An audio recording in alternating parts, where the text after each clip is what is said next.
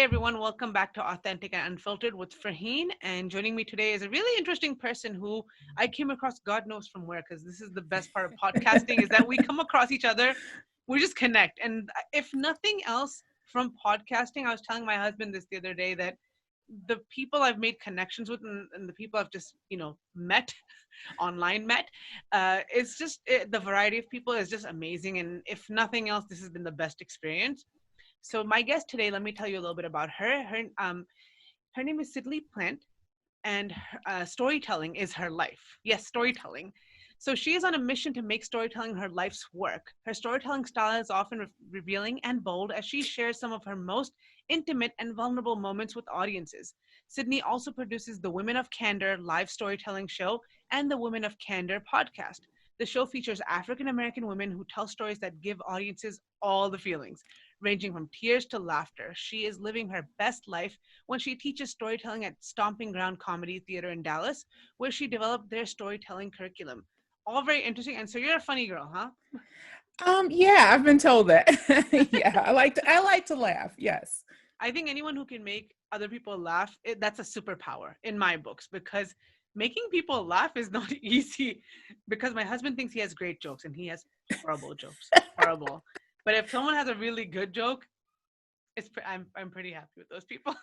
Well, storytelling is funny because it's not quite, I don't do stand up. So I've done improv and I've done storytelling. So like back when we were getting out in the world and I would be in an Uber going to Dallas Comedy House when it was open, the Uber driver would say, "Oh, you're going to Dallas Comedy House. Tell me a joke." And I'm like, "I don't do that. I Yeah. don't tell jokes." Like, they're like, "Give me a joke." I'm like, "I don't do that." Improv, if you haven't done it, I encourage people to just take a class and try it. It's just a lot of fun. Great community of people too. Yeah, definitely. And before we get into the meat and bones of this talk that we're going to be having on Hmm. the angry Black woman, which I think Yes. is amazing because this is something that, along with everything else in the world that's happening every Hmm. day, literally Every every day is a day. new Every day. day. My bandwidth, my brain bandwidth is shot. Like I have nothing. I'm like, okay, now what? Okay, new thing today. Okay, something else today.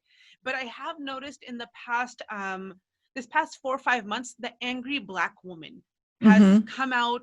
This choice of words has come out in many articles, TV shows, everywhere, and I'm like, huh. I'm noticing a lot of businesses closing down that have Hmm. been, even close by. This breakfast place me and my husband used to love going to, and our plan was like, when this is back to somewhat normal, that's the first place we'll go have our, brunch. It's gone. Place is gone, Right. and things are just, it's affecting. And that's why when because everyone is so politically charged, I Hmm. think everyone is charged up, fired up, left, right, center, above the sky, below the sky, wherever you are. Everyone's charged up. And so this angry Black woman, and of course, I do not mean to offend anyone by saying anything on this podcast. It's just honestly a learning experience. Because the funny thing was, I mentioned in one of my other podcasts, when I was growing up in New York, I had a Hmm. lot of Black friends because Hmm. it was, demographics there.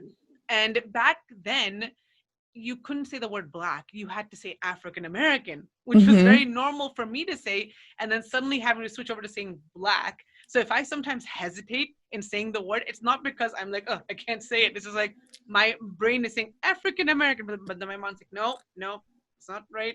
Not right anymore. It's Black.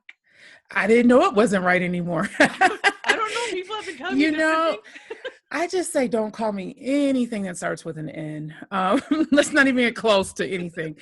And it's so funny. When I was 11, I joined the NAACP. This is Hmm. like back in the Yellow Pages days. My parents were not involved in any of this stuff.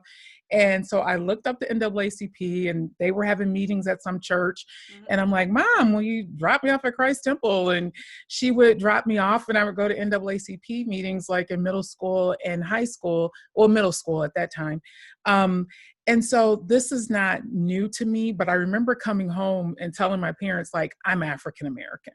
Like, stop calling me Black. We're African Really? American."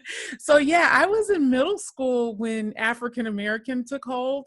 Yeah. So we were Afro American before that, Black, I'm Uh-huh. just Black, whatever. I'm good with Black. I'm good with African American, like I said. there's people of color. That is not the same as colored people. So, Which I you think a know, lot of people are confusing now with this whole, like, I myself am very confused when I see BIPOC. They're like BIPOC. And I I was just like, learned this like a couple of weeks ago. okay, is this a new one? Like, everybody's Yes. getting When did cool you with it. learn this? Like 3 weeks ago. Me too. I was like on a call and I was like, I'm what now? Like, because I was on this diversity committee with Stomping Around Comedy, and Yeah. we're talking, and it's really interesting because I'm 45 now. So when I was in college, we were very much, we came together on certain issues. Like, we wanted a multicultural center, Yeah. and we had the same minority student affairs office. We shared an office with the Native American students. The Asian Mm-hmm. students and Latino students shared an office. So we were around each other, but we very much kind of represented our own interests. Mm-hmm. And now there's such a collective, like, huge umbrella of people from different backgrounds that Mm-hmm. are kind of fighting for the same things. But I found that some of it culturally is a little odd for me, being older, Mm. um, because I think, getting back to the angry Black woman thing, we all have different communication styles. Yeah. We all come from slightly different backgrounds. Our cultural and our approach to civil rights can be different, Yes. and Yeah. so you're talking about LGBTQIA plus Yeah. issues. And you there's know, more to be added, I guess. And I yeah, understand, and we want to respect every single person what they feel, but sometimes honestly, the acronyms are just getting too long. And I was like, yeah. I don't know what to say, and people are just so politically correct now that Mhm. it gets hard that if you say the wrong thing, and Right. people will take offense to it, right? Like that, they'll take offense, and you're like, I really didn't mean to say that. When I Oh was yeah, growing up, there was I'm other colorful language out there when I was growing up, and you don't want to be called any of that. We don't use any of that anymore. But LGBTQIA plus, and then right. BIPOC, and then this. I was like, okay, there's too many acronyms. I can't Yeah, use I'm them. starting to feel my age a little bit more, and it was so funny. I'm actually teaching a storytelling class, and our theme is privilege, which Hmm. is really fun. I'm sure we'll talk a little. I'll bring that up a little bit Hmm. throughout our conversation. So, I was looking at Archie Bunker and All in the Family clips, and I don't know if you've ever seen those shows. Yeah. And George Yeah. Jefferson. I mean, they were saying the N word and the F Oh yeah. word pertaining to homosexuals. I mean, like, I'm sitting here watching this, like, wow, this was on network television. Hmm. So we've come a long way externally in what we say, but I don't know if we've come a long way in how people feel. Yeah. And I think that's where we're starting to see such a chasm between people, because I do think there has been a sincere change in a lot of people. I Hmm. do believe that. I do Yeah. believe there has been a sincere change in a lot of people. And I also believe that there are a lot of people who didn't get an opportunity to change. And and we're seeing that, and those feelings haven't changed, and they've just been stoked, and people are Hmm. coming, out from the shadows and showing us Yeah. how they really feel. Yeah, Yeah. definitely. So this angry Black woman, I had Mm-hmm. to look it up because I knew, I mean, again, like I heard it many times, and it was always said here and there and in reference and even in our phone call. But then I looked it up, like, well, what does it actually mean? It's a trope in American society that portrays African American women as sassy, Mm-hmm. ill-mannered, and ill-tempered by nature. Mm-hmm. And then there's other words that people say, like the sassy Black woman or Mm-hmm. sapphire, which I guess it was a reference to a movie that the Yes. character named Sapphire Mm-hmm. had this attitude. And this is where they say that this trope originated, was from this Right. character Sapphire. And so when I was looking into it, I was like, wow, this is amazing, because I mean, many of us have also thought that, like, oh, Mm-hmm. this person happens to be Black, and then they're angry, so it's an angry Black woman. Oh goodness, Mm-hmm. be scared. And so, exactly, what is an angry Black woman to you as a Black woman? I think as a Black woman, it is a powerful tool for people to use to silence Black women. ironically, I think that's the irony of it, is that when you, because all anger is not bad. There is righteous indignation and righteous anger, Definitely. and Black women can be victims. And so it's actually true. It's a thing. And so when we speak up, we a lot of times tend to silence ourselves for fear of being called an angry Black woman. So it's like this double-edged sword where some of us, especially in the workplace, I think, I'm a professional woman. So a lot of us swallow a lot of things because it's like, don't want to be seen as the angry Black woman, and so that's part of it. I think inside the race, I think when it comes to gender roles, a lot of Black women are leaders in the household, a lot of single Black women. So we appear to be stronger or keep things together for everybody. So some of it's based on reality. Whether or not it's anger, I think the cousin to the angry Black woman is the strong Black woman. Yeah. And so they kind of go hand in hand in a lot of ways. I remember going to therapy even, I think I was like 23, 24. And the woman, she was a Black woman actually. And she said, "You're so strong." And she started telling me her business.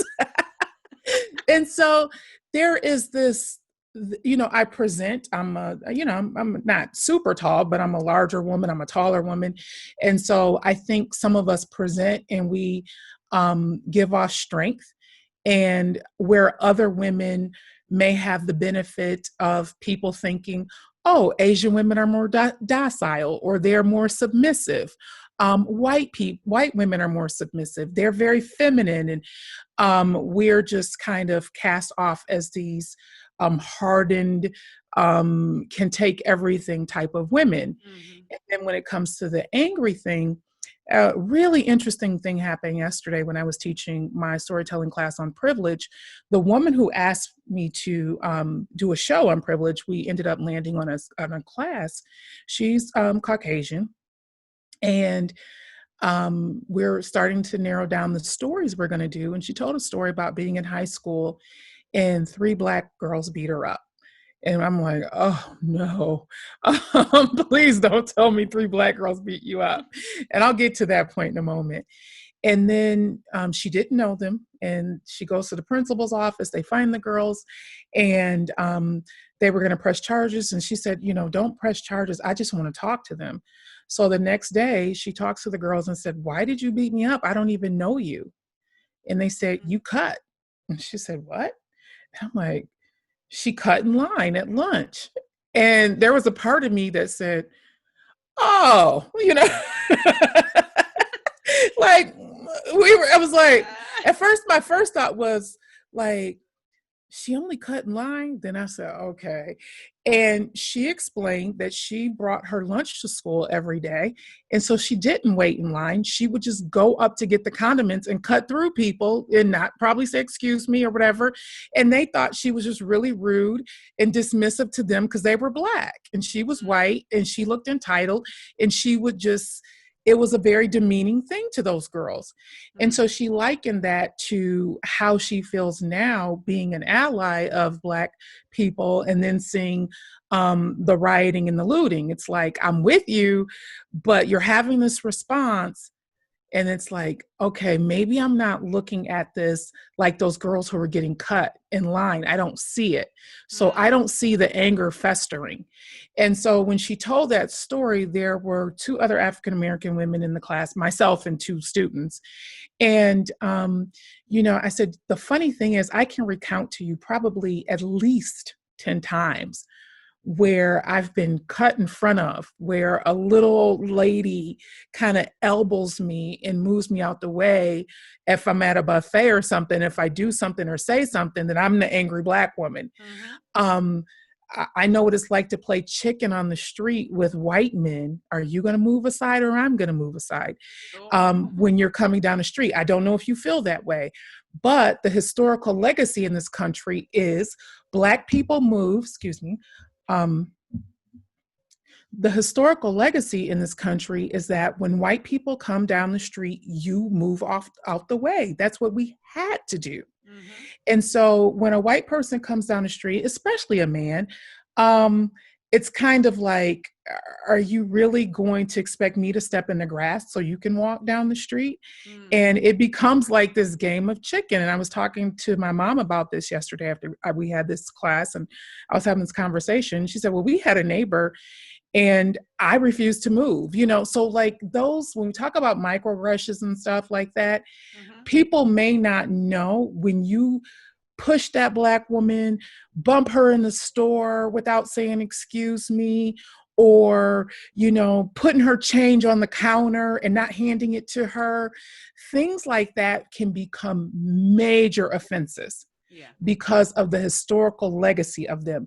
It could be that a person back in the day could literally be beat, lynched, lose their job for not moving out of the way for a white Oh, person. yeah, definitely. That comes with a lot of baggage, whether we saw it in movies, we've heard stories about it in our family. We carry those wounds and that knowledge around at all time. Yeah. So where someone else might get bumped, they might just think, we're all human. We just didn't have enough space on the Yeah. sidewalk. What's your problem? I just bumped you. I didn't mean it. Yeah. This could be the third bump of the day where somebody didn't say, excuse me. Yeah. And the historical part of that, you want to drive a Black person crazy, sweep around them at a restaurant, sit them next to the bathroom door and put their change on the counter. Yeah. Like those are some things that will drive us bonkers. Yeah. Because we used to have to sit in the back of the restrooms. Yeah. Restaurants by the bathroom or by the Yeah. kitchen, not to be seen. So where the waiter might think, this is my section, this is where I have to seat you because this is my section, this is where I work, it might feel like you're putting me in the back because that's where you think I belong. So I Yeah. think there's a lot of times where Black women appear to have a chip or be quick to anger, but it's because you don't see all the things that are going on in a Black Yeah. woman's life on a daily basis. So microaggressions are just not verbal a lot of times. Oh, definitely. They're not. And Yeah. I think a lot of people, especially the younger crowds, kind of forget that Jim Crow was not too far No, gone. It's not like 100 years ago. It's no. it's literally only 50, 60. And then even in some places, some of the southern states still have a lot of this problem going on.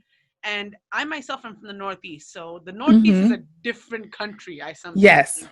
Boston is it's like, okay, yeah, all this history happened here, but none of it stayed there. And definitely Right. there's people who are, racist there, but the overarching bulk of the Northeast is very progressive in thought. So when I moved here, it was like a smack in the head. Like, is this the same country? Like, did I just move to a different country altogether? My experience has been really different. I'm from Michigan originally. Mhm. Then I lived in Chicago for about 9 years. Then I lived in New York for a couple of years, Yeah. and now I'm in the Dallas area.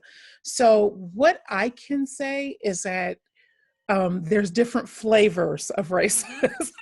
Definitely. So it's like a pack of crayons, like that 64 pack, where you just get all those different colors, and it's not even like the 8 pack where you can just Yeah. say, okay, there's like 8 different types. It comes in different colors. It comes from different sides. It Yeah. comes from different communities. So, living in New York, for example, um, in the 90s and the 80s, there was like huge problems between African Americans and Jewish people in New York, right? Yeah. And I was from Michigan. And we had Jewish students that kept coming to us when I was in college and saying, hey, you want to serve soup together? And I'm like, for real, we don't have a problem with you. Like, we really don't need to serve soup with you. I swear to goodness, we never talk about you. We're not mad at you.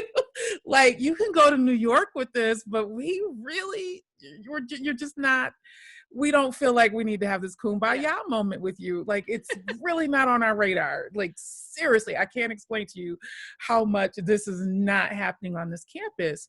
And part of it was like the Hillel Center people were drawing swastikas and setting it on fire. And I'm like, Yeah. go find those people. Like, I've never seen a Black person draw a swastika before. No. Please go find the person who put the swastika on your building. Yeah. Go pick that fight, or go heal with that group. And so sometimes I feel like, as a person of color, a Black woman especially, that sometimes people want to work out their issues with us, True. when their True. issue is sometimes with just good old fashioned white folks, you know. Yeah, oh, Um, that's a great point, because yeah. people, I think, because everyone does have a little bit of internal, racism and bias in them, and Hmm. they're like, well, now I have to be your best friend because I have a problem in me that I need to fix, but can you help me fix it? Right. Whereas it's a problem that I have to fix on my own and kind of do my own research and maybe even counseling, or watch some great documentaries on the Black experience, because there are some Right. wonderfully made, documentaries, movies, TV shows. Watch those. Like, we spent a lot of our summer catching up on the movies that we were ready to show the kids, because a lot of these movies are very, and my oldest is 10, so you can imagine the younger Okay. ones, and we're like, what can we watch? But we'll have to let them watch and then be there present and filtering at the same time. Right. So like the movie Educating. Selma. Yeah, Selma. Hmm. We made them watch Selma. We showed them the bridge and everything. And then every time the movie had the N word, the F word, we're like, bad words, we don't say them. But it was Right. like, a teaching moment. We're like, this really happened. And Right. then my sister had actually gone to Birmingham for a work Hmm. trip, and she was at that bridge, so she had a picture, and she's like, Right. look, I went there. So this bridge still exists. This still happened. And then when the funeral happened for John Lewis, we're like, look, Right. see, this is the same place. History, let's connect it. But we didn't say, hey, the neighbor's kid who's Black, go play with him now. Right. And I think, the whole point of this really happened is huge. And Yes. again, it goes into people's, when you talk about being an angry Black woman, or just, angry and Black at all, Yeah. a lot of our experience sometimes is people telling you to get over it. It's not that big of a deal. Give that person a Yeah. break. Maybe they didn't mean it, So a lot of times when you have feelings that are justified to you, how often are we told to get over them? It's not that bad. You're complaining. And getting back to your point, sorry, about John Lewis and Birmingham, my grandparents moved back down to Alabama when they retired. And we used to go to Montgomery in the summers. My sister went to college at a HBCU, historically Black college in Alabama. She went to Alabama State, where my grandmother had gone. And um, when we were children, my grandmother was like, oh, you can't go to the park over there. They wouldn't let us go there, So it was like, oh, we don't go to that park. And even though it was the 80s and we probably could go to that park, she didn't want any parts of that park. Yeah. And so that's part of the legacy. And then getting back to this part of, a lot of people will say, Black people complain so much. You're always so mad. You're always this and you're always that. And having done my podcast, Women of Candor, and focusing on Black women's voices for the last 2 years, what I've come to appreciate about being a woman of candor, which means honest, outspoken, and Yeah. sincere, it might be exuberant and comfortable to us, and it could be scary to someone else. You look at the Black church, or any Pentecostal church, no matter what the race is, or something, where people are very animated and high spirited, if I you think will. it's And then when it went a certain way, as soon as the vote was taken, I had a plan on how to move forward and accomplish the thing that yeah. they probably thought I didn't want to do. It was just like, I'm just trying to educate everybody and let Yeah. you understand that this is going to come down the line, possibly.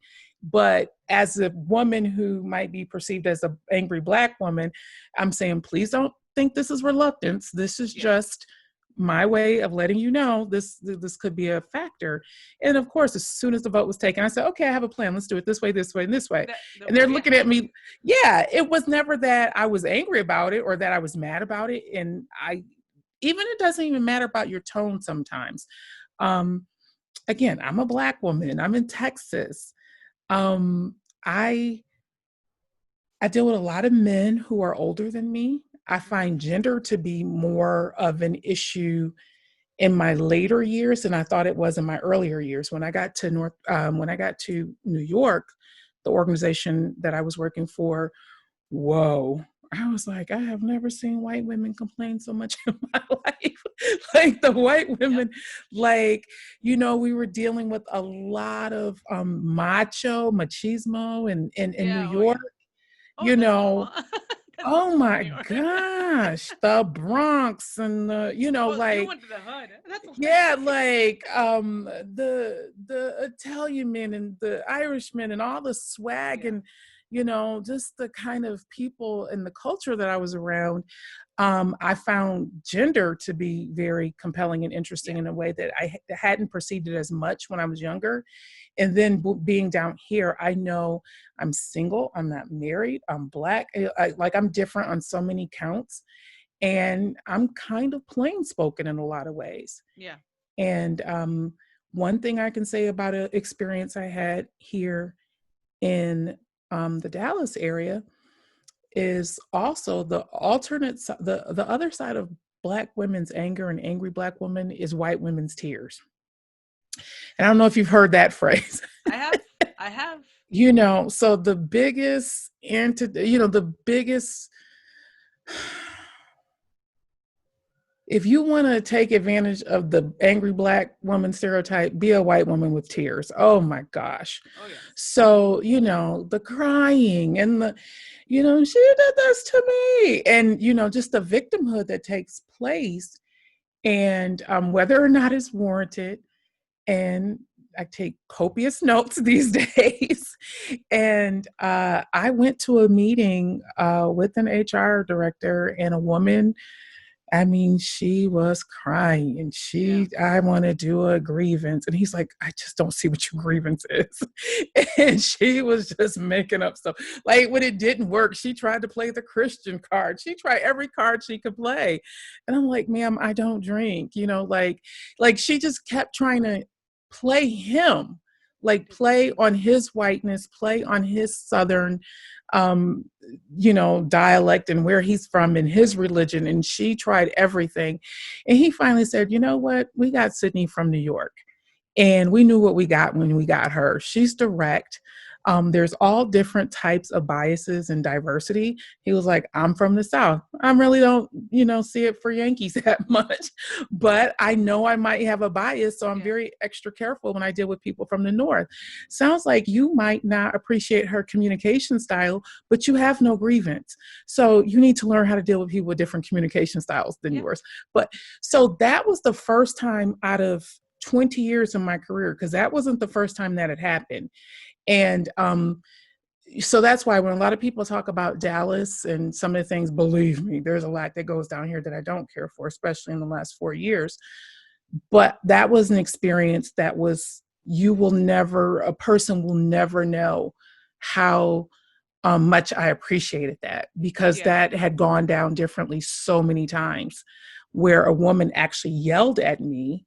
I went back to my boss and said, this woman came in my office, slammed the door and yelled at me. And she said, no, she wouldn't do that. 3 years later, that same woman saw me in the bathroom and said, Sydney, I've been wanting to apologize to you for so long. I yelled at you. I don't know why I did it. And so she apologized for me for 3 years and she felt bad about it. But when I went and told someone, they literally said she wouldn't do that. Yeah. And so that's what it's like to be, if you want to know why Black women are angry, Angry. it's really like a lot of it's because, as so-called loud as we are, people often push back and just don't believe us. Yeah. If people believed half the things we said we went through, you'd know why we were mad. Yeah. No, So yes. definitely. Definitely. And do you feel Black women are hesitant to show anger? You did touch on this before, Mhm. that even if the situation calls for it, let's say there is something that happens that you should be angry, and because they are afraid to be categorized as the angry Black woman and have the, the white tears and all that stuff pop into it. But then how do you show anger? How do I you do it? think there has been, well, my idea, and I'm finding so many, like you said, the conversation has changed. I think it has been precipitated by a larger conversation about mental health in the Black Yeah. community. Michelle Obama has been called everything from a monkey and a gorilla to a Oh, yeah. man and everything else. When I mentioned her name, you said queen. She is a queen to a lot of us. Yeah. She has conducted herself impeccably through all of this. Oh, yes. Why? Because Why? society wasn't ready. And I don't know why it's not ready, because such an educated, well spoken.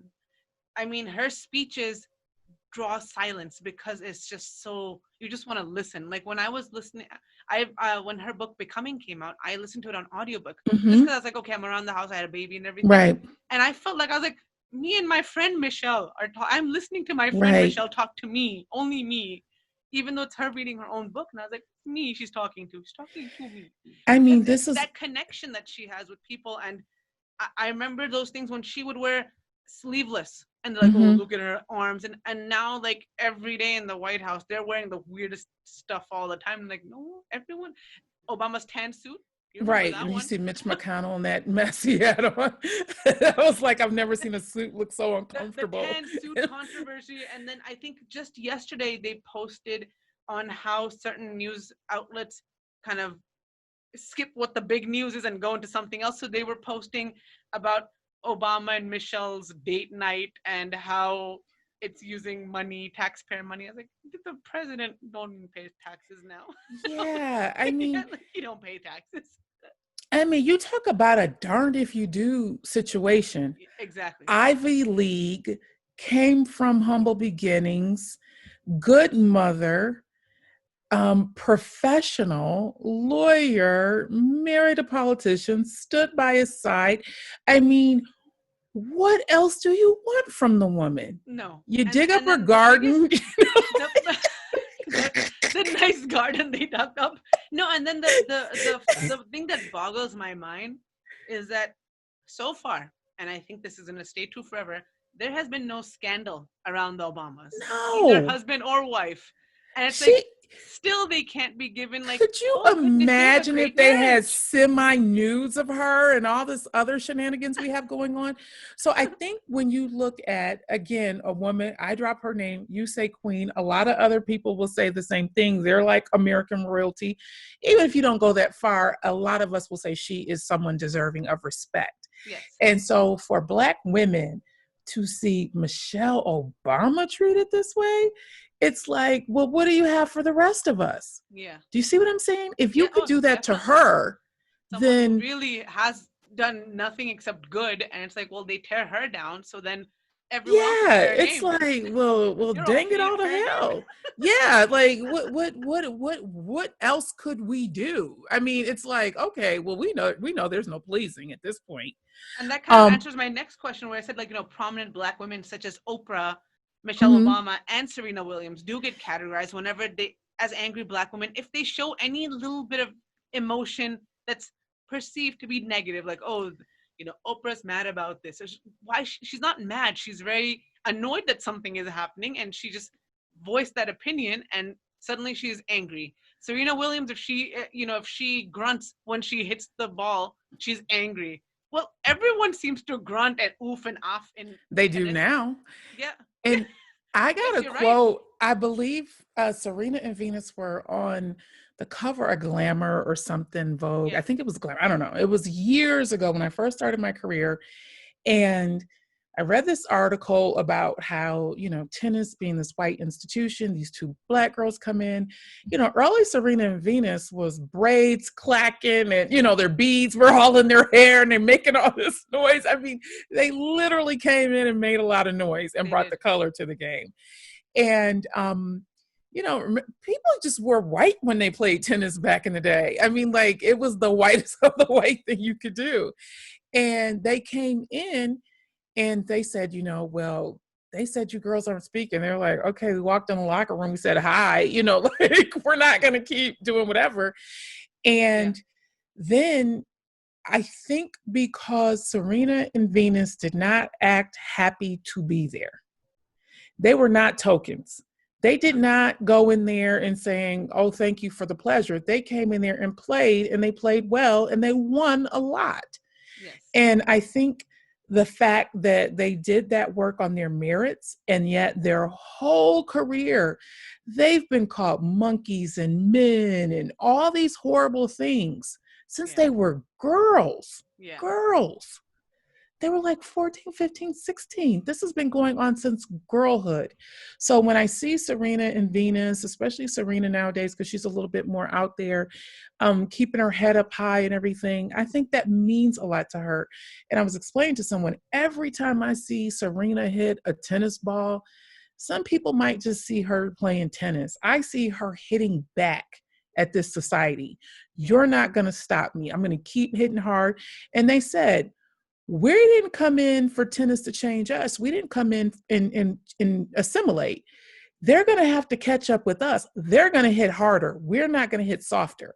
Yeah. And I think the fact that they came in that game that way and said, catch up, everybody. We're not going to come down to your level. You get as good. They get beat, but you better believe that they brought changes to the game. And, you know, I was Googling this about a week or so ago, just out of curiosity. I don't know, Google, you just go down trains of thoughts. And, you know, because Serena had just played and I don't know, she had lost and people are like, oh, she should retire. And I'm like, she got further than so many people younger than her. You know, it's like she should hang it up now. And anyway, I was a little annoyed. And so I was looking up some of the things, just kind of researching, because I don't know if someone else had said something racist or something to them recently, but I'm like, it would be interesting just to see how many people have been fined or fired by just messing with Venus and Serena. I mean, there have been commentators that have lost their jobs and all types of people, you know, people in the tennis industry who have been so racist against them that they've lost their jobs. I just like to see how many people have been fired or put aside just for messing with them after all these years. And, you know, so that is just I think those women in particular being so excellent and still being so maligned. Kind of gives us the, well, you know what, darn if you do, darn if you don't. So we're just going to be us type of thing. It's sad. It's very sad because it's like, well, they're doing what they were trained to do since age 3, I believe, right? They were very young when they started. And you're right, they have changed the game where you do see more colorful outfits. You actually, I think there was a time where you couldn't even show tattoos and whatnot. Now it's like, okay, whatever, go for it. And then the colorful outfits, Serena's fashion sense, because she's like, I remember the outfit that stood out the most all these years. There's a ballerina one that she did. Ballerina. She's like, I'm gonna dress as a ballerina. Who cares? And then the Black Panther. A black one. Yeah. The Black Panther one. She was like, I love this movie. I'm gonna be Wakanda forever. It's like. And she had that badunk that butt out there that people are trying to buy. I mean, Serena got that butt, honestly. You know, I mean, seriously, there are people out there spending buku money to get that Serena butt. And, you know, not, you know, like you probably have to pay so much extra to get that. But I'm just saying, like, you know, just to see, they haven't been in any mess. They haven't personally, what kind of scandals have they had or anything like that? These young women have conducted themselves about as well as possible. So when you look at women that we admire still being torn down to this degree, it just, in a way, fuels us to be more of ourselves in a very odd way. And when, you know, we have a saying, freedom ain't free. And what I've learned, getting back to my show again and working with women of Candor, is everybody doesn't speak up. Everybody wasn't raised to speak up. Everybody doesn't know how to articulate themselves. Everybody can't be an advocate. And what I've learned is that people have used my ability to be outspoken and speak up for their benefit, but they will also leverage it against me. And so I've learned the benefit of it. Like, I've become very judicious and intentional about when I speak up for others. And when I do, because it comes so naturally to me, I now let people know, just so you know, I'm outspoken, and that is why this is happening in your favor. Because there are people who can't and won't do it. No. And you're right. when, and I don't like comparing people's struggle or anything, because everybody, and even white people, like all of us have different things that we contend with in this country. Yeah. But at the beginning of the coronavirus, when Asian Americans were still being, attacked very heavily and everything, and I don't know if that subsided or not. I don't know. It seemed like it had worsened at the beginning than it had been prior to that. A friend of mine lives in China. He's been there 20 years, African American. And he wrote a Facebook post and he said, well, where are all these woke Black and brown people? Why aren't you speaking up for Asian people or Chinese people? And I'm like, like I got so livid. And the reason was I've got some Black women hanging, over my shoulder on this poster that I have. And one of them is Harriet Tubman. And, she traveled. I don't care how many times people say she went back and forth or not, but she helped free slaves. Yeah. And she made this world a better place for people. I've got Fannie Lou Hamer up here. She was a voting rights advocate. Yeah. She was beaten. And not only did they beat her, they made Black men beat her when she was in jail. Beat her till she had internal bruises. She had mental illness behind this beating that she got. The women who came before me, excuse me,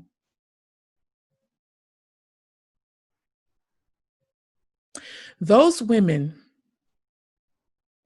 who came before me and saw their children sold away, saw their husbands sold away, were raped, were demeaned in people's homes, breastfed other people's children for them, cooked meals, cleaned for people when they didn't see their own children.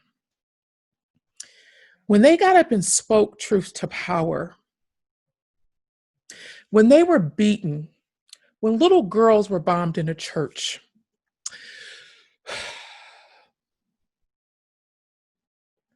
when hoses were put on our women, when they had to walk in Montgomery instead of riding the bus for a year or whatever it was.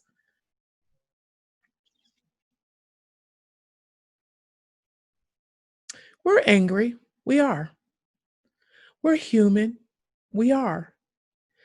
But our freedom cost us. So how dare anybody form their mouth about an African American person not speaking up for another person? I don't care if we don't share another drop of blood in this country. Not one more drop of blood. Not one more piece of skin. Not be used in anybody's sexual way ever again in this country. Work for less, let alone work for nothing. So if you call me angry, look at the statistics, look at my history, look at the fact that me, as dark as I am still 15% European ancestry. I don't have any white family members. Where did that European ancestry come from? Why is the average Black person 20 to 30% European in this country right now? So if you want to talk about trauma and you want to say, why are they angry? Go look at your blood work. Go get your DNA test. How much African blood do you have? Why? Why do we have so much European blood in our country? Why did Black people go around and say, I'm part Native American. That's why I have this hair. Because a lot of people don't want to say, you know what? My great-grandmother got raped. My grandmother got raped. I don't see pictures of white people in my family. Where did it come from? So yeah, we get mad. If I find out last July, a year and a half ago, that I'm a direct descendant of somebody who was lynched, and I go to work and the shooting happens in El Paso when that young man went and shot up um that Walmart. Yeah. And I get to work and that Tuesday while the flag is still flying half mast because of that massacre.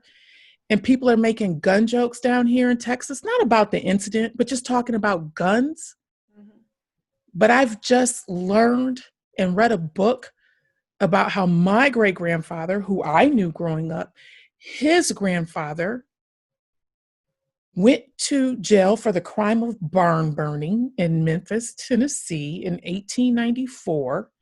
It was such a fiasco of a case that in 1894, let's 1894, his case was appealed all the way to the Supreme Court in Tennessee, and he was let out of prison because that's how bad. I've seen the court records, the transcripts. That's how much of a farce this case was. And not, I don't even know if it was 2 months, months later, the sheriff comes, rounds him and 5 other Black men up, take them to jail, take them from their families. They're supposed to take them to Memphis via train, but they didn't. So they put them in a wagon. They shackled them together. They drove them by Bear Creek on the way. Some white men came out the woods. They were in the sheriff's custody and another man. And as they said, put up your arms to the sheriff. And 50 white men came out of the woods. And when the Black men realized, one who was my third great grandfather, realized what was about to happen, they tried to jump, but they were shackled together. They fall out the back of the truck in a heap. And they shot those men for 15 minutes straight. Dan Hawkins, my third great grandfather, I guess was uppity, and they were mad that he had gotten out and everything. And they said his head was like jelly. They left him in the road overnight. Well, they left Michael Brown's body out in the street. They were in police custody. In 1894, Frederick Douglass spoke about it. Ida B. Wells spoke about it. It was the shame of the South because the crime was barn burning. In what world? There were no animals or people or anything killed. In what world does a person burn a barn and get a death penalty? When you look at George Floyd, in what world does a person pass a $20 counterfeit bill and get the death penalty? That was 1894. We're in 2020.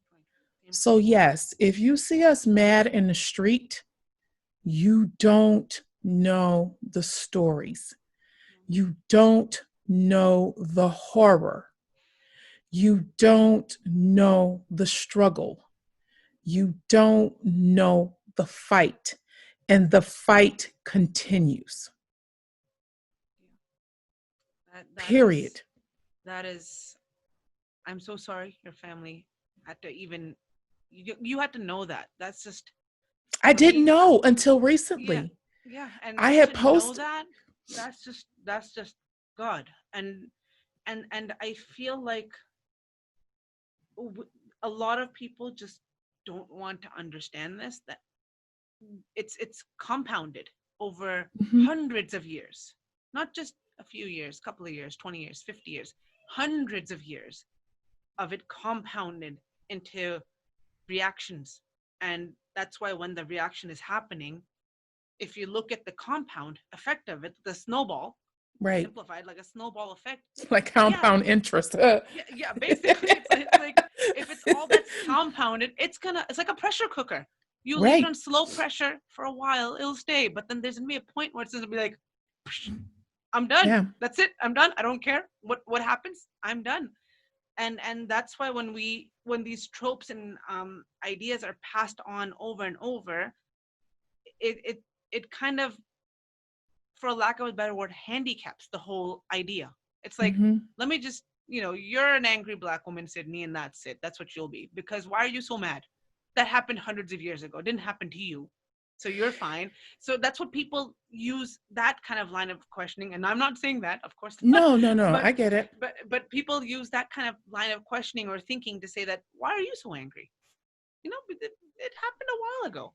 It to tell somebody they can't be angry or Yeah. leverage their anger against them is to minimize their humanity. Yeah. We have Black Lives Matters today. Back in the abolitionist movement, it was, am I not a man? And then it became, am I not a woman? And if people know Sojourner Truth, they changed it to, ain't I a woman? Which I don't know if she said it that way. That is debated, whether or not somebody went back and changed her words. She was born in New York. She was raised speaking, I believe, Dutch and Jersey for the first 9 years of her life, and she did not have a Southern accent. Yeah. But that's how her speech has been reinterpreted. But anyway, I'll move forward. So you have, am I not a man in the abolitionist movement? Am I not a woman? Then you had the signs in the 60s when Black men were marching, I am a man. And now we're in 2020 and people are saying Black Lives Matter. We are still trying to be seen as fully human. Human. Basic. Yeah. That's all. We haven't even gotten to that level. Yeah. And so I was talking to someone and, about this lynching situation. And again, people say, why are you going back there? Tell a Jewish person not to talk about the Holocaust, please. Exactly. Why are you telling me not to talk about the Holocaust of my people? If it matters to them and it was important to them, it matters to me and it's important to me. Yeah. I don't want to forget. Why am I supposed to forget? I can't forget because it is not over. It's not. No, so, I challenge people to go back and look at pictures of lynchings. And I have a social relations degree, minor in African American studies. And when we studied the pathologies of African Americans and Black people, I'm like, why don't we study white people? This is 25 years ago. And I'm like, could we study white people, please? Yeah. And I'm like, what about the people under the tree?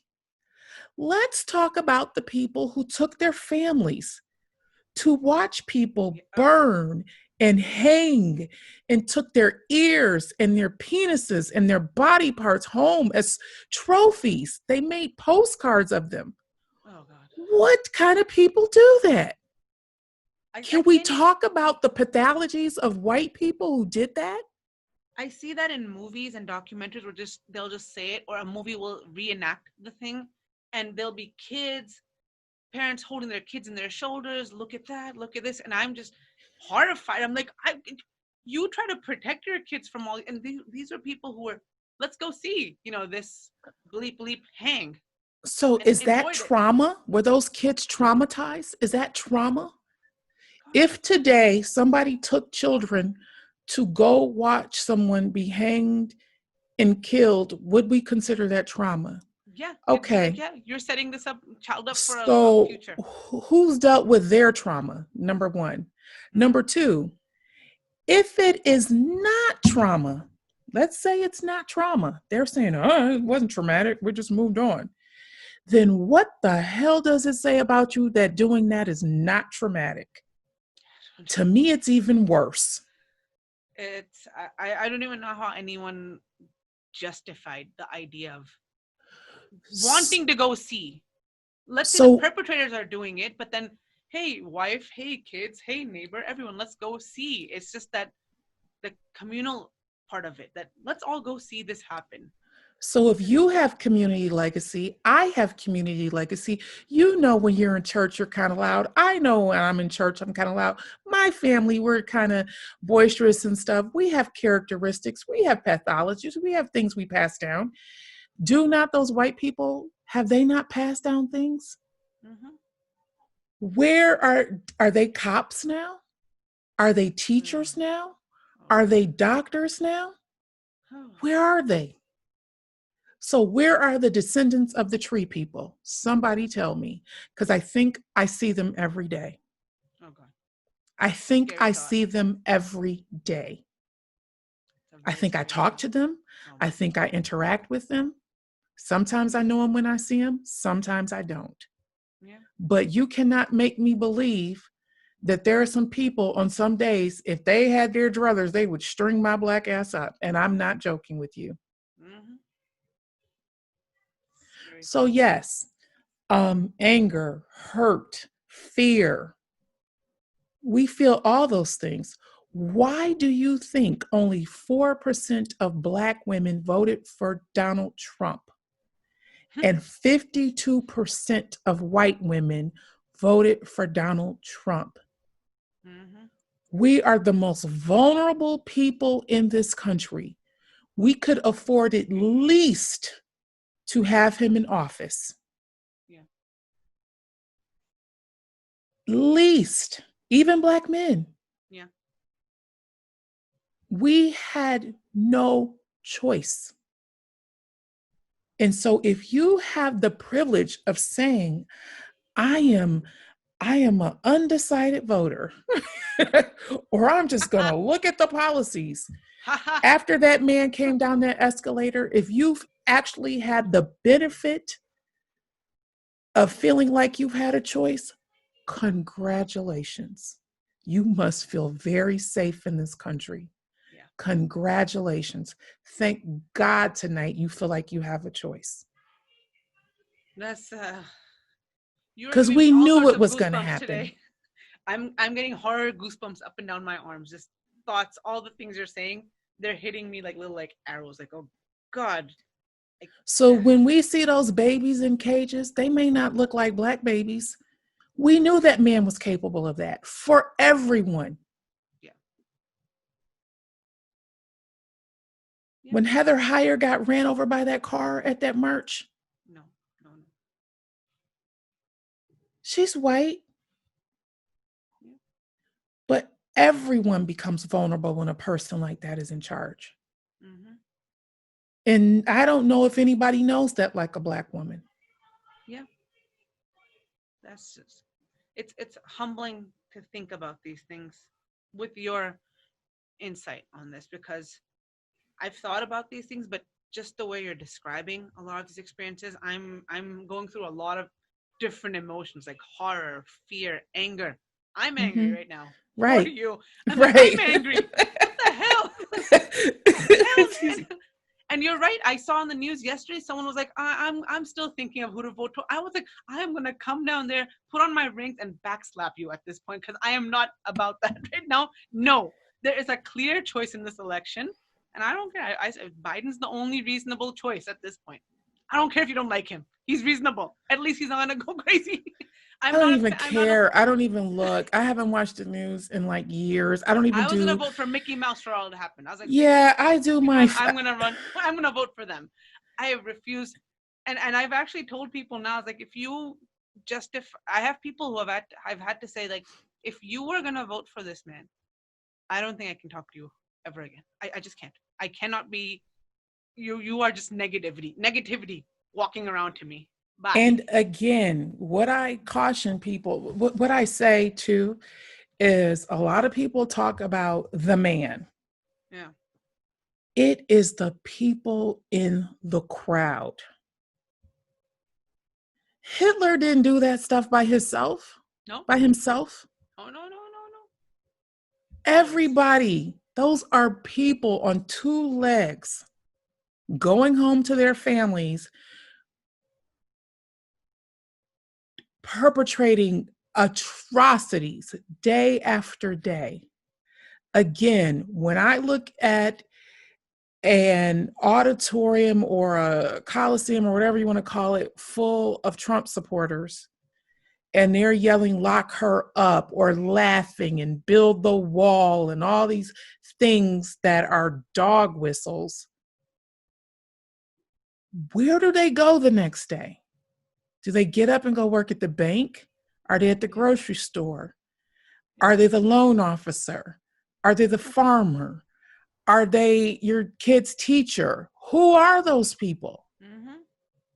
So it's not just him. Yeah. And I just want to impress that upon people. So when you say why Black people are angry and you see what you see on a mass scale like that, imagine being a Black woman and going around the world with those people walking around too. This whole Karen thing, it's on video. Do you think Karens are a new phenomenon? No, no, no, no. Is I that think new?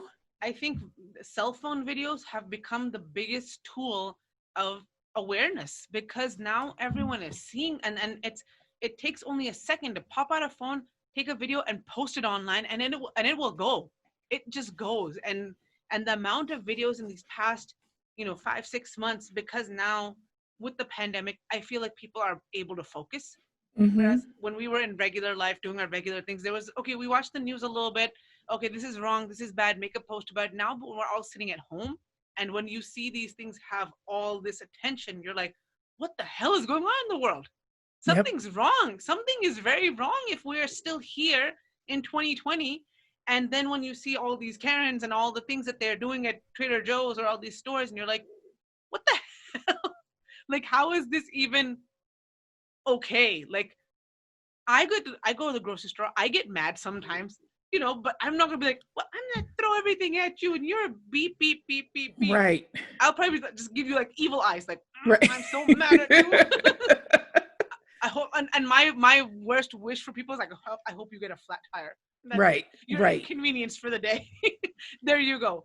But just because of these phones and the way you're seeing so many things come out the woodwork, and it's interesting how in this pandemic you're seeing this more, whereas Mm-hmm. you would see maybe a Karen video maybe once in 5 6 7 months. Now it's like every week, here's another one, here's another one, Well, here's five people more. are emboldened. Yes, They are people are. so emboldened. They are. And when we talk about earlier about being angry and what it looks like, one of the things that has angered me most since the pandemic and the George Floyd thing, I mean, it just took me over the edge, was I have a 16-year-old niece and I have a 10-year-old nephew. Yeah. And she lives in McKinney, where that little skinny girl was thrown down by the police several years ago. I don't know if you remember that. No, no, A police I'll officer, believe it. yeah, it was kind of a mess. So she's 16. She is a twig. She's very thin and Yeah. petite. We're like, we didn't know you were this short. I don't know if she's 5'2" or what. She's petite and thin. And she's on the track team. So this summer she was keeping up with her conditioning and she was running. And um, she saw what happened to Ahmaud Arbery. Yeah. So they live in a predominantly white neighborhood. I don't know if I've ever seen Black neighbors over there now that I think about it. So she stopped running for a couple of weeks because she didn't know if somebody would stop her in their neighborhood. Mm. And she wrote a post on Instagram to her friends and everything and explained, if you have a problem with me saying Black Lives Matter and I'm worried about my little brother and my dad and my cousins and the men in my family, then I'm not going to go back and forth with you. Like, we just need to respectfully not follow one another. But she also talked about how she was afraid to run and how she tries to make herself smaller when she sees law enforcement.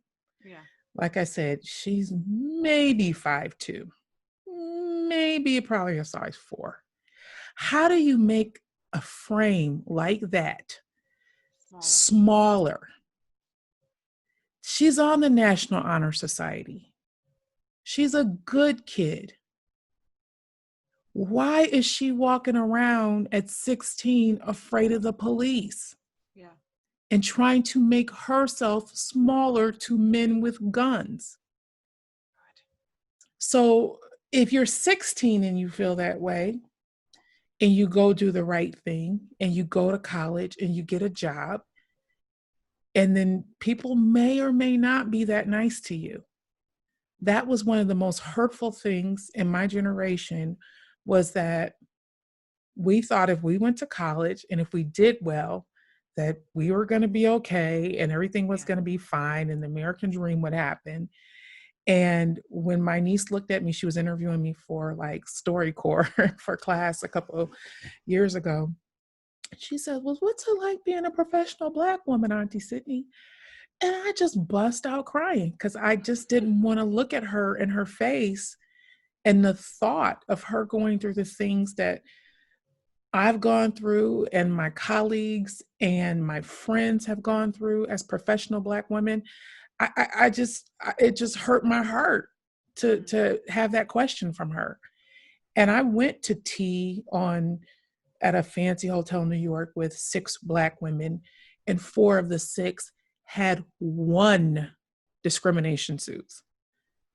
Not filed, one.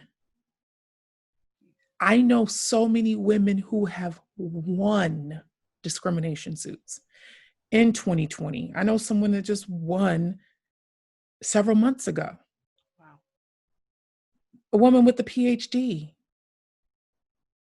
And so when people talk about Black women becoming the biggest entrepreneurs and having one of the biggest rates of entrepreneurship in this country, it's because we're leaving corporate America or the director positions or these, they're not for us. Yeah. When I know if I'm going in the room, I'm getting paid less than everybody. Yeah. The likelihood is that I will be paid less than everybody when I step in the room. Period, no matter what my results are. So we're angry sometimes, and we also have a lot of fun, but I want people to use empathy. And when someone tried to level their tears at me last year, I said, okay, I'm going to handle this. And I had a conversation with the person and I said, could you please look at this from my perspective? It wasn't even a racial conversation. It was another person of color. Yeah. I said, could you please look at this from another perspective? I said, could you have some empathy for me? I said, I was in the hospital the other day. And while I was in less than 24 hours of having the worst pain of my life, I was working with you from my hospital bed all day long. Yeah. Can you look at the text you sent me and that I was working compared to 2 weeks ago when you went and had an outpatient procedure? And I told you, I'm praying for you the night before. And then I told you the next morning, don't worry about work. And I see how I treated you and how we treated me when I was in the hospital. And when these people came and pulled a tube from my stomach out through my nose, Yeah. and blood clots are coming out. And 15 minutes later, I'm still texting you and working. Like, please just have some compassion for me, please. Yeah. And she cried. I knew I wasn't going to be the one crying that day. But part of the dealing with the anger when I talk to Black women is ask people just to have some empathy for you. Yeah. Just think about it. Doctors don't think Black people have as much pain as other people. Doctors literally will not prescribe us pain medicine. Yeah. So that's why we're not suffering from the opioid addiction at the same rates. They won't give us drugs. They think we're drug seeking, but that means we have to deal with more pain, literally, physically more pain. So, I mean. No, oh my goodness. This conversation is enlightening. This is the Well, best word I thank you. can come up with. And you did touch on this with your niece about the idea that she's worried about her brother, and I know a lot of Black families do talk to their sons how to deal with police, what to do, what not to do. Is there something similar for girls, how to behave or not come off as the angry Black woman, or is it more same thing towards the police that I think it's added. Okay. I think here's the thing. When I grew up in the 80s, crack epidemic, gang violence, a lot of violence that, in that era coming up.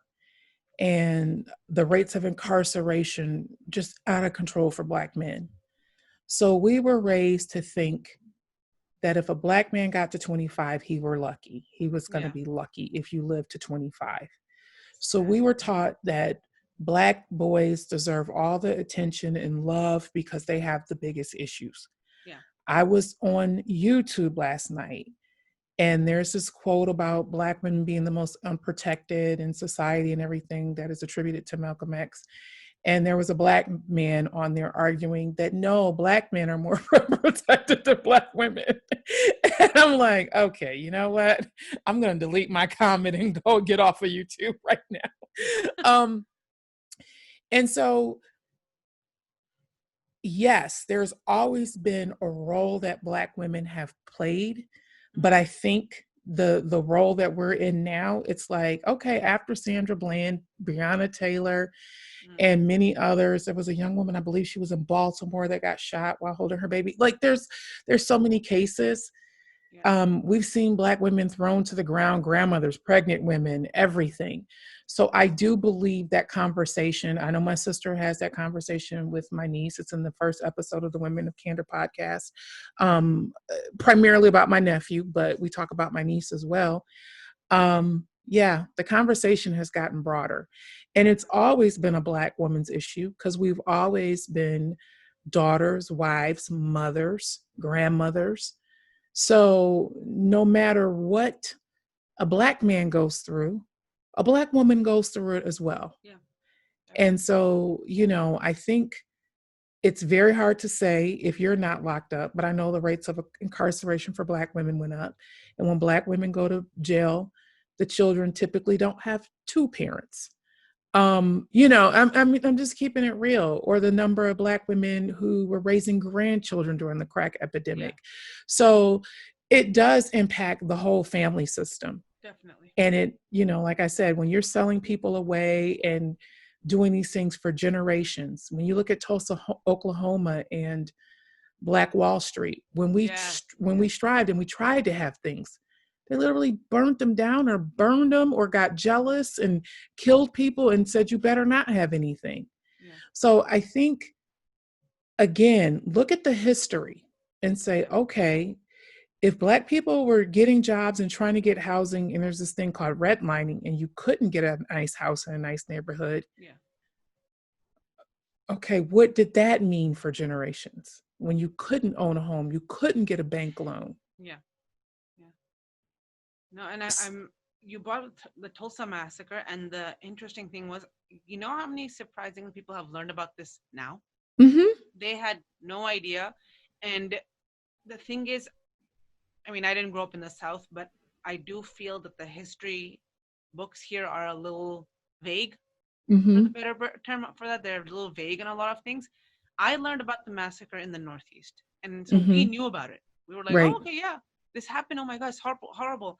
And when this year, after Ahmaud Arbery and George Floyd and Breonna Taylor and all these people being in the front and center of every single movement, and then people are like, oh, did you hear about this massacre that happened Mm-hmm. years ago? And they're like, and I was like, yeah, we did. And then there was a question that went on online that people were asking, like, when did you learn about it? And it was surprising to see people say within the past year, the Right. overarching number of people who learned about it now Mm-hmm. versus people who were taught in school. And it depended completely on logistically where you were living. And that was not an isolated incident. Oh, no, no. And so I think it's like the multiplier effect of all these things. Mm-hmm. When you start multiplying it, when you start looking at health outcomes of Black women, economic, Yeah. our level of educational attainment, all of these things that, we have a high degree of Black women attending universities, Yeah. still not getting ahead economically for many different reasons. Um, so again, it can get kind of darn if you do situation. Yeah. And it's like we're It's hard. trying as hard as we can. But if you Jeez. cannot be Michelle Obama and get respect, if you cannot be Serena Williams and be the GOAT, what else do you want? Yeah. That's insane. Just and you If had you're these two examples. Oprah and you Yeah. get stopped at the Hermes store, It's like, really? I heard that one. I was yeah. like, So really? if Oprah gets stopped, Yeah. what happens to me? Yeah. She's a billionaire. Yeah. Literally. Literally. So what happens to the rest of us? Yeah. So I just want people to challenge their thinking. Like, Yeah. look at the highest of the highest profile Black women and look what they go through. Yeah. And then look at somebody who makes a good salary like me, then somebody who makes a decent salary, and Yeah. then somebody who was born into poverty. Yeah. And if you don't want to talk about class and race and class in this country, then you don't want to have that conversation either, because class is one of the biggest falsehoods of the American dream that we've ever seen. Yeah. I mean, Black GIs were routinely not included and got the benefits of the GI Bill. Yeah. That is what helped create the middle class in America. Yeah. So all that social mobility you saw, people were left out of that. Mm. This is not, you didn't want to work. This was, you told me no. And we're still having firsts in 2020. Oh yeah. Yeah. And we've been here a while. Much longer than many of us have.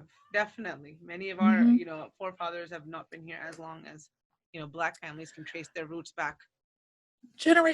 Oh gosh, I got an assignment. Yeah, I'll stop, because I got an assignment when I was a freshman in college, and the man was like, go back and go to your furthest back person, or whatever he called it. And he wanted us to talk about the language of where we come from and the religion and everything. And I'm like, sir, I'm African American. I got dropped off from somewhere. Africa has thousands of languages, many, many countries. Yeah. I cannot complete this assignment with any level of specificity. What were the customs of the women? What were the men like? I don't know where I'm from. Yeah. My last name is not African. Yeah. And then when they said, well, who's the furthest back in person in your family? And they said, well, my bumper came from Ireland, or my grandma came from Scotland, or my such and such came from England. I'm like, we've been here longer than my great.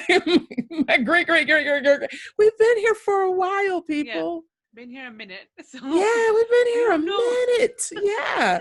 And so I'm looking around the class like, are you kidding me? You guys just got here. Not everybody, but come on, really.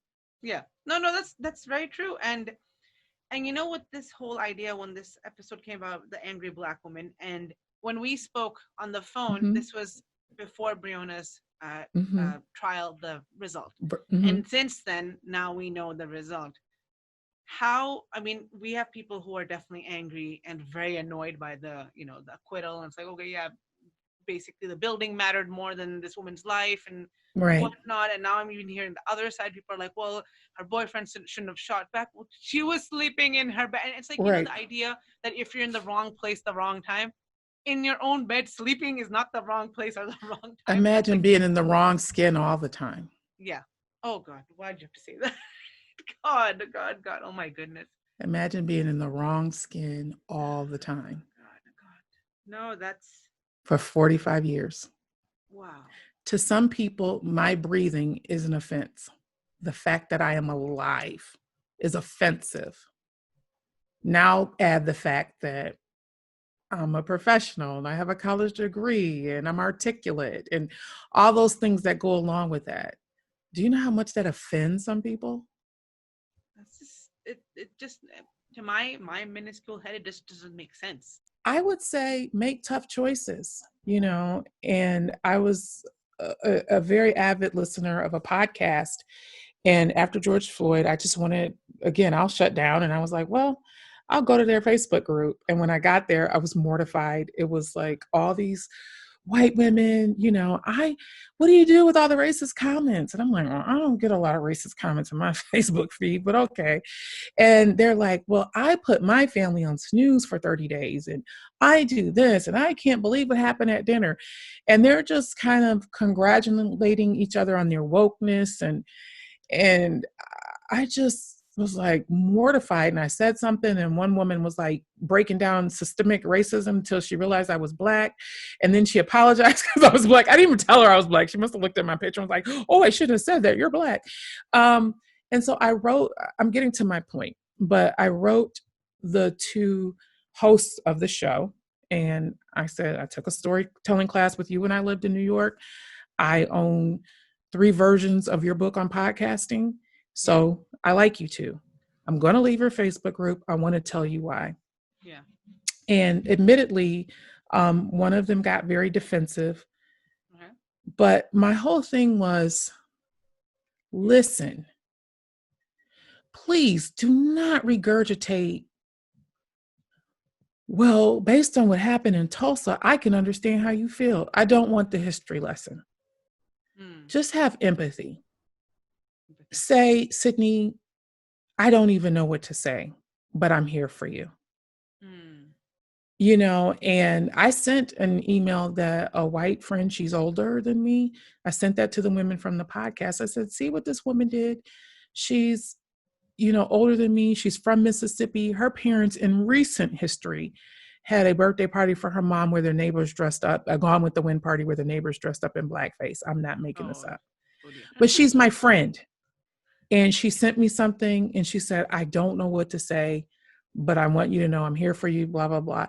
And I said, you know what? That's how I treat people who've lost a close loved one. Yeah. Because sometimes I don't know what to say, but I just want you to know I'm thinking about you. Yeah. So again, put on your humanity and consider the other person's humanity and just have some empathy.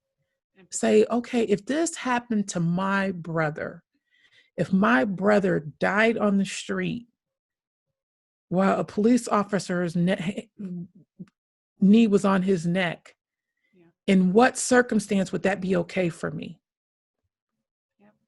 When would that be okay? Like really, really try to put on your empathetic hat if you can, and learn history. And white women, stop crying and cut it out. That crap out. Buck up, girl. Goodness. Stop that crap. Please, for the love of God and country. Stop. Please, could you stop doing that shit? Excuse my language. That's okay. Wow. This has been such an enlightening conversation. I can't wait. I'm going to, probably release this episode tomorrow. Just be like, okay. Go, because this needs to, I think, get out there. Because a lot of people do just not realize from this perspective that we're missing a lot of information. People who don't actively are educating themselves or seeking it out, or if it's not in their, immediate things to do, we're missing a whole group of people's perspective. Right. And this election and this year, I think it has centered everyone's focus. Like, hey, there's some real shit problems in the country. Right. We got to take care of that. And this man ain't helping. So let's replace him first and then work on these things. Yeah, let's start there, please. Let's start there. That'll be step number one. Please. Thank you so much, Sydney, for being Thank you for having me. Of course. Thank you. This is amazing. And oh my goodness. Again, I'm a woman of candor. We get all the feelings. We ended on the laugh. I know we did. We get all the feelings. I was like, I went through all these emotions this episode. It's all the feelings. Okay. Goodness. All right. So thank you very much.